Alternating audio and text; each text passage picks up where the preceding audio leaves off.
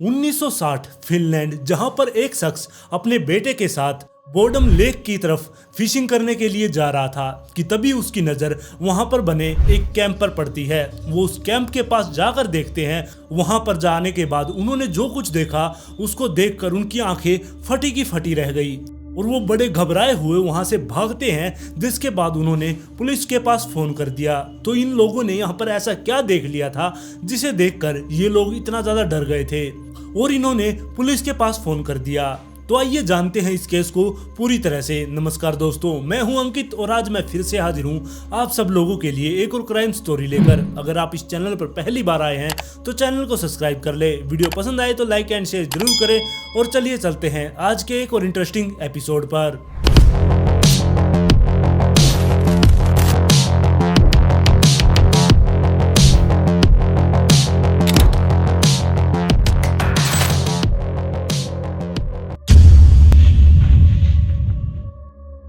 4 जून 1960 के दिन फिनलैंड के अंदर एक लड़की जिसकी उम्र सिर्फ 15 साल थी और उसका नाम मेला था, वो अपने 18 साल के बॉयफ्रेंड नील्स के साथ बाइक पर बैठकर एक बोर्डम झील की तरफ जा रहे थे। वो वहां पर जाकर बाइक से उतरते हैं और वेट करने लगते हैं अपने फ्रेंड्स का। वहां पर उनके साथ एक कपल और आ रहा था जो इनके साथ यहाँ पर कैंपिंग करने आने वाला था। वो थोड़ी देर वहां पर वेट करते हैं और तभी वहां पर वो दोनों भी पहुंच जाते हैं। वो दूसरी बाइक पर आए थे जिसमें एक लड़का जिसका नाम शैपो था और जो दूसरी लड़की थी उसका नाम एंजा था।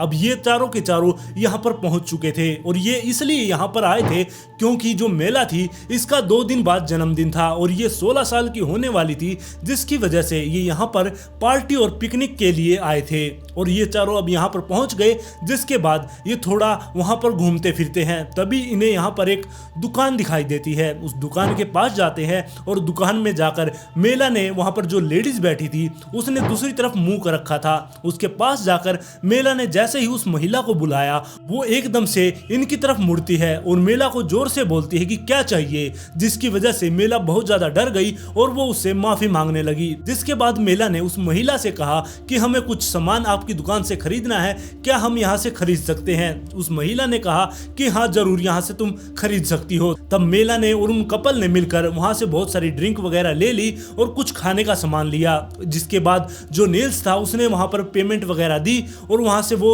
जाने लगे। जैसे ही वो वापस मुड़ते हैं जाने के लिए, तभी उस महिला ने मेला से पूछा कि क्या तुम यहाँ पर कैंपिंग करने के लिए आए हो। तब मेला ने बताया कि हाँ हम यहाँ पर कैंपिंग करने के लिए आए हैं। लेकिन इस बात से जो वो लेडीज थी वो बहुत ज्यादा गुस्सा हो गई और वो उनसे कहने लगी कि तुम यहाँ से बहुत दूर जाकर कैंप लगाना, मेरी दुकान के पास तुम कैंप मत लगाना। ये बात सुनकर वो चारों के चारों चौंक चुके थे कि ये महिला ऐसा क्यों बोल रही है, लेकिन उन्हें अभी कुछ भी समझ नहीं आया और वो चारों वहां से चलते हुए जाने लगे। और जब वो चारों वहां से जा रहे थे तब रास्ते में शैपो और जो मेला थी ये आपस में हंसकर बात करने लगे थे। और इन दोनों को हंसकर बात करता हुआ देखकर जो नील्स था वो थोड़ा जेलिस फील करने लगा और इनकी तरफ गुस्से से देखने लगा।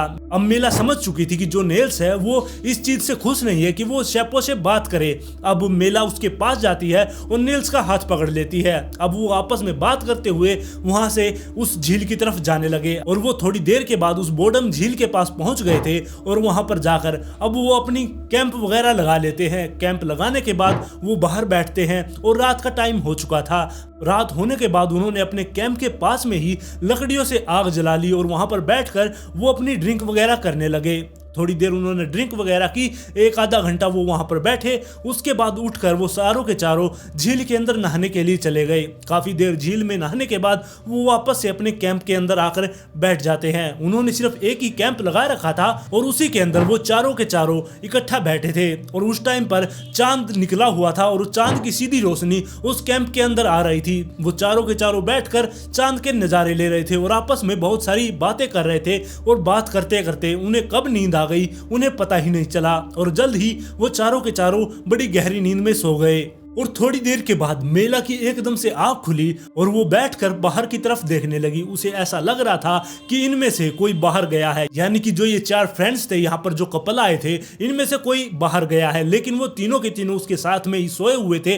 तब उसे ऐसा लगा कि बाहर कौन है। वो थोड़ी देर वहां पर वेट करती है कि तभी उसके कैंप के सामने जो गेट था उसके सामने एक काला साया आकर खड़ा हो गया, जिसे देखकर मेला एकदम से घबरा गई, क्योंकि जो काला साया खड़ा हुआ था उसके सामने उसकी आंखें रेड कलर की थी और वो बिल्कुल चमक रही थी। उसे देखकर अब मेला बहुत ज्यादा डर चुकी थी कि ये चीज क्या है जो उसके कैंप के सामने आकर खड़ी हो गई है।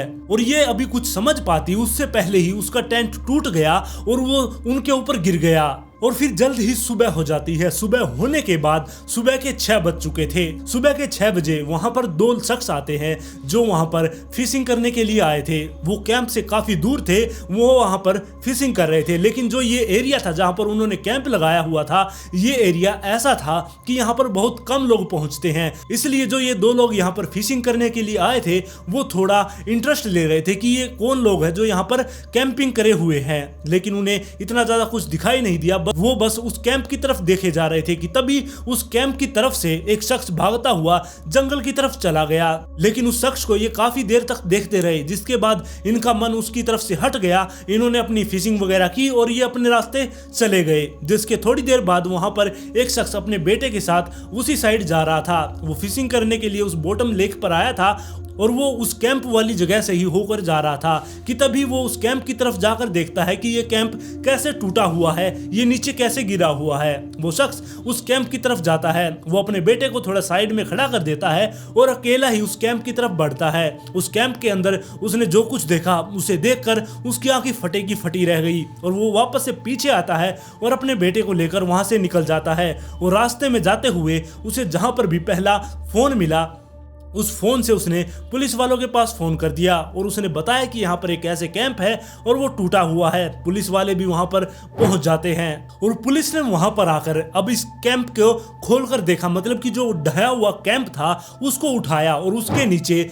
अब उन 4 बच्चों की लाश थी। जी हाँ, आप सही सुन रहे हैं, वही 4 बच्चे जो यहाँ पर कैंपिंग करने के लिए आए थे और उनकी अब यहाँ पर लाश मिली पुलिस वालों को। ये देखकर पुलिस वाले भी चौंक चुके थे। जो एंजा और सेपो थे उनको उस कैंप से बाहर निकलने का भी मौका नहीं मिला। उन दोनों की लाश उसके अंदर थी, साथ में जो नील्स था उसकी लाश भी उसके अंदर ही थी। लेकिन जो मेला थी उसकी लाश कैंप से बाहर पड़ी हुई थी और उसको बुरी तरीके से मारा गया था।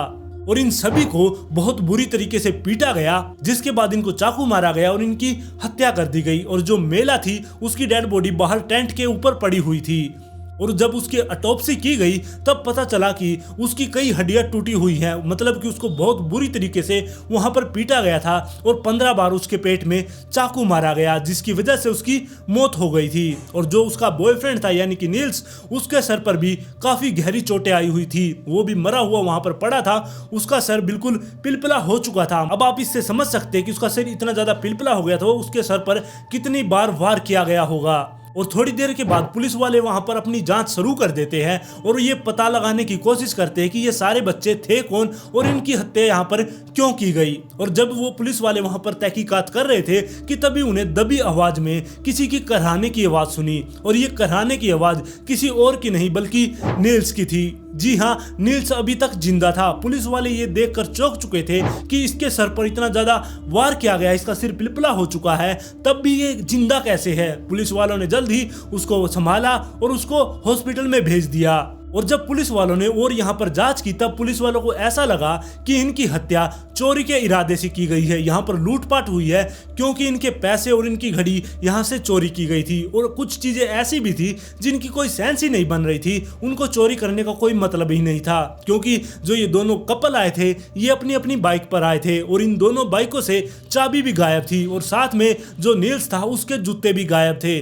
और इसके बाद पुलिस वालों ने वहां पर मिलिट्री को बुला लिया। अब मिलिट्री वाले वहां पर छोटे से छोटे सबूत को भी उठा रहे थे और वहां पर ढूंढते ढूंढते मिलिट्री वालों को नील्स के जूते मिल गए जो कि कैंप से काफी दूर थे और उनको छुपाकर वहां पर फेंका गया था, उनको झाड़ियों के अंदर छुपाया गया था। जिसके बाद मिलिट्री वालों ने उन जूतों को बाहर निकाला और उन जूतों के ऊपर बहुत सारा खून लगा हुआ था और उस कैंप के चारों तरफ उस नील्स के जूतों के निशान भी थे। अब ऐसा सोच रहे थे पुलिस वाले कि शायद हो सकता है कि इस कातिल ने इनको मारने से पहले इस कैंप के चारों तरफ चक्कर लगाए, इनको मारा और इस कैंप के दोबारा से चक्कर लगाए और दूर जाकर उस जूतों को वहां पर छुपाकर वो भाग गया है।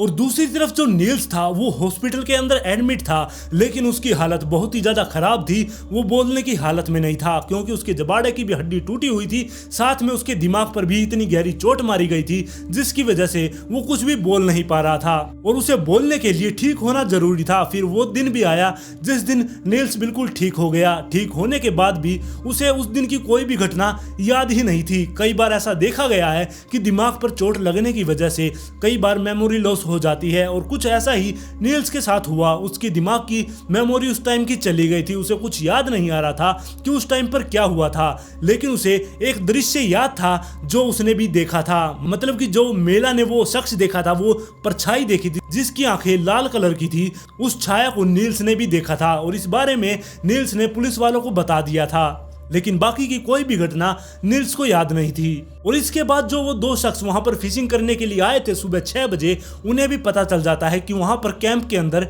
एक मर्डर हुआ है। जिसके बाद वो सामने आते हैं और पुलिस वालों के पास जाकर वो बयान देते हैं कि हमने वहां पर एक आदमी को भागते हुए देखा था। जिसके बाद पुलिस वाले उनकी सहायता से एक स्केच तैयार करते हैं और इस स्केच को जब चारों तरफ फैलाया गया तब बहुत सारे शख्स ऐसे सामने आए निकलकर जिन्होंने ये कहा कि हम इस व्यक्ति को जानते हैं, हमने इसको देखा है, लेकिन वो सभी के सभी झूठ बोल रहे थे। और इसके कुछ दिनों बाद पुलिस वालों के पास एक सूचना आती है जिसमें पुलिस वालों को यह पता चलता है कि एक हैंस नाम का व्यक्ति जिसने जहां पर यह मर्डर हुआ उस कैंप से 20 किलोमीटर दूर एक हॉस्पिटल के अंदर चेक इन किया था। और जब वो शख्स हॉस्पिटल में पहुंचा था उसने आकर हॉस्पिटल वालों से यह बताया था कि मेरे पेट में बहुत ज्यादा दर्द हो रहा है, लेकिन हॉस्पिटल वाले उस पर यकीन नहीं कर पा रहे थे क्योंकि वो बहुत ज्यादा ड्रंक लग रहा था। और साथ में जो ये हैंस नाम का व्यक्ति था, ये पुलिस वालों के पास जो वो स्केच था उससे काफी मिलता जुलता था। और जब ये हॉस्पिटल में पहुंचा था इसके पूरे शरीर में मिट्टी मिट्टी लगी हुई थी और तो और इसके नाखूनों में भी मिट्टी घुसी हुई थी। और जिस डॉक्टर ने इसका चेकअप किया था उसी डॉक्टर ने पुलिस वालों के पास फोन किया था, जिसके बाद पुलिस वाले हैंस के पास पहुंचे थे और इससे पूछताछ शुरू कर दी थी। और हैंस ने बताया कि मैं पुलिस का भी मेंबर रह चुका हूं और एक पार्टी है वहां पर उसका भी वो मेंबर रह चुका था। और पुलिस को ऐसा लग रहा था कि ये पार्टी वाली और पुलिस वाली बात झूठ बोल रहा है क्योंकि ये अलग सा ही आदमी लग रहा था। लेकिन पुलिस वाले अब भी हैंस का कुछ नहीं कर सकते थे क्योंकि उसके पास पक्का सबूत था। जिस दिन वहां पर ये हत्याएं हुई थी उस टाइम पर वो कहाँ था। उस दिन वो कैंप से 22 से 23 किलोमीटर दूर अपनी गर्लफ्रेंड के घर पर गया था। वहां पर ना सिर्फ उसकी गर्लफ्रेंड थी बल्कि उसकी बहन और उसका बॉयफ्रेंड भी था, जिसकी वजह से पुलिस वाले अब उसका कुछ भी नहीं कर सकते थे और उसे ऐसे ही छोड़ दिया। और फिर ऐसे ही धीरे धीरे साल बीतते गए और ऐसे ही 44 साल बीत चुके थे। और फिर समय आता है 2004 का। और 2004 में पुलिस वालों ने ये बयान दिया कि वहां पर जो कैंप के अंदर हत्या की गई थी वो किसी और ने नहीं बल्कि नील्स ने ही की थी। और अब पुलिस वालों को इसके सबूत भी पेश करने थे। पुलिस वालों ने बताया कि जो वो महिला थी जिससे इन्होंने वहां पर ड्रिंक वगैरह खरीदी थी उसका घर उसके पास ही था जहां पर उन्होंने कैंप लगाया था। उस महिला ने आकर बताया कि रात को मुझे इनके कैंप के अंदर से दो लड़कों के झगड़ने की आवाजें आ रही थी। हो सकता है कि नील्स और शैपो आपस में झगड़ रहे थे, वो किसी लड़की को लेकर झगड़ रहे थे। यहाँ पर यह माना गया कि नील्स और शैपो मेला के लिए झगड़ रहे थे क्योंकि शैपो और मेला आपस में बात कर रहे थे और इस चीज को नील्स बर्दाश्त नहीं कर पाया। उसको ऐसा लग रहा था कि ये दोनों आपस में फ्लर्टिंग कर रहे हैं, जिसकी वजह से इन दोनों के बीच में झगड़ा हुआ और बाद में इसने उन तीनों को मार दिया। और सबसे ज्यादा उसने वार किया मेला के ऊपर क्योंकि मेला के ऊपर सबसे ज्यादा वार किया गया था, उसका ब्रूटली ही मर्डर किया गया था। लेकिन जो वो दो कपल थे उनको बहुत ही कम चोट मारी गई थी। और इन तीनों का मर्डर करने के बाद नील्स वहां से भागता है और झाड़ियों में जाकर वहां पर पत्तों के नीचे अपने जूते छुपा देता है क्योंकि जो जूते पुलिस वालों को मिले थे उनके अंदर ब्लड नहीं था बल्कि बाहर उसके खून लगा हुआ था। अगर कातिल कोई और होता, इन तीनों को कत्ल करने के बाद अगर कातिल बाद में जूते पहनता तो उसके जूते के अंदर भी खून होना चाहिए था, लेकिन ये खून उस जूते के बाहर था। इसका मतलब कि जो नील्स था उसने ही इन तीनों का कत्ल किया। और जो उसका खुद का सर फूटा हुआ था उसको जो पिलपिला सर कर दिया गया था वो नील्स ने खुद के ऊपर वार कर करके किया था, ताकि पुलिस वालों को उसके ऊपर कोई शक ना हो सके। और फिर 44 साल के बाद जब नील्स 62 साल का हो चुका था, उस टाइम पर उसे अरेस्ट किया गया। उस टाइम पर उसकी शादी भी हो चुकी थी और उसके बच्चे भी थे। और इसके बाद जब इसे अदालत में ले जाया गया, इसके ऊपर केस की ट्रायल शुरू हुई, वहां पर भी इसने वही बयान दिए जो इसने पहले दिए थे कि मुझे उस दिन की कोई भी याद नहीं है, मतलब कि उस दिन रात को क्या हुआ था मुझे कुछ भी याद नहीं है, और ये पुलिस वालों की मनगढ़ंत कहानी है। और उस टाइम पर जो कोर्ट के अंदर ज्यूरी मौजूद थी, उन्होंने सब ने नील्स की बातों पर विश्वास किया और उसे छोड़ दिया गया। और उसको छोड़ने के बाद आज तक भी ये केस बिल्कुल ऐसे ही एक मिस्ट्री बना हुआ है। और कई लोगों का ऐसा मानना है कि ये जगह भूतिया है, यहाँ पर काला साया रात को घूमता है और उन्होंने ही इन चारों के ऊपर हमला किया था, जिसमें से नील्स बच गया था और उन तीनों की हत्या कर दी गई थी, जिसके बाद वो तीनों भी अब भूत बन गए हैं और यहीं पर घूमते रहते हैं। लेकिन आज भी बहुत सारे लोग यहाँ पर घूमने के लिए जाते हैं, इस जगह को देखते हैं जहाँ पर उन तीनों का मर्डर किया गया था। ये एक टूरिस्ट पैलेस बन गया है। और इस लेक के पास एक व्यक्ति और रहा करता जिसकी उम्र 55 साल थी और उसका नाम कार्ल था। और ये और कोई नहीं बल्कि उस महिला का जिसने वो दुकान कर रखी थी, उस महिला का पति था। और ये दोनों पति पत्नी वहां पर रहा करते, लेकिन इन दोनों को ये पसंद नहीं था कि कोई लोग यहाँ पर आकर कैंपिंग वगैरह करे, जिसकी वजह से ये उनके ऊपर गुस्सा हुआ करते। और ये बातें भी सामने आई कि जो ये कार्ल था, ये रात को ड्रिंक वगैरह कर नशे में होकर वहां पर कैंप जो भी लगाया करते, उनके कैंप के पास जाया करता, वहां पर कैंप के ऊपर ये पत्थर वगैरह फेंक दिया करता, कई बार उन कैंप की रस्सियां भी काट दिया करता, जिसकी वजह से यहाँ पर बहुत सारे लोग आने से डरने लगे थे। और साथ में एक बार इसने वहां पर जिसने कैंप बनाया था उसके ऊपर गोली भी चला दी थी। और जिस दिन ये मर्डर हुए थे, उस दिन वहां पर जो लोग थे आसपास के, जो कार्ल को जाना करते, ये मर्डर होते ही वो सारे के सारे पुलिस वालों के पास पहुंचे थे और पुलिस वालों को ये सारी बात बताई थी कि एक कार्ल नाम का व्यक्ति है जो उस कैंप के पास में रहता है, शायद हो सकता है कि उसने ही ये सारे मर्डर किए हैं। जिसके बाद पुलिस वाले उसके घर पर पहुंचे थे, लेकिन जो कार्ल था और उसकी जो पत्नी थी और उसके बच्चे थे, उन सब ने यही कहा कि रात को ये हमारे साथ था, इसने कोई भी मर्डर नहीं किया। पुलिस वाले भी इस चीज को सीरियसली नहीं लेते कि इसने कोई मर्डर किया होगा और उसके ऊपर कोई ज्यादा कार्रवाई नहीं करते। और फिर ऐसे ही 9 साल और बीत जाते हैं। 9 साल के बाद कार्ल उस बोटम लेक के पास ही बैठकर ड्रिंक कर रहा था, साथ में उसका एक दोस्त था। और ड्रिंक करते करते कार्ल ने अपने दोस्त को बताया कि मैंने ही उस कैंप के अंदर उन तीनों की हत्या की थी। जिसके बाद उसका दोस्त कुछ बोला नहीं, थोड़ी देर वो चुप रहा, जिसके बाद उसने बोला कि अगर तुमने ही उन तीनों की हत्या की है तो तुम्हें तो शर्म से इस पानी के अंदर डूबकर मर जाना चाहिए। जिसके बाद सुबह होती है और रहस्यमयी तरीकों से लेक के अंदर कार्ल की लाश तैरती हुई मिलती है। और पुलिस वाले ये कभी भी पता नहीं लगा पाए कि कार्ल की हत्या की गई थी या उसने आत्महत्या की थी या फिर कोई एक्सीडेंट हुआ था। और आज भी कई लोगों का यही मानना है कि कार्ल ही असली हत्यारा था और उसने गिल्ट में आकर डूबकर आत्महत्या कर ली। और आप लोगों की इस बारे में क्या राय है, आप लोग मुझे कमेंट में जरूर बताएं कि उन तीनों को किसने मारा होगा। और आज की स्टोरी में बस इतना ही। अगर आप इस चैनल पर पहली बार आए हैं तो चैनल को सब्सक्राइब कर ले, वीडियो पसंद आई तो लाइक एंड शेयर जरूर करें और जल्द ही मिलते हैं ऐसे ही एक और इंटरेस्टिंग एपिसोड के साथ।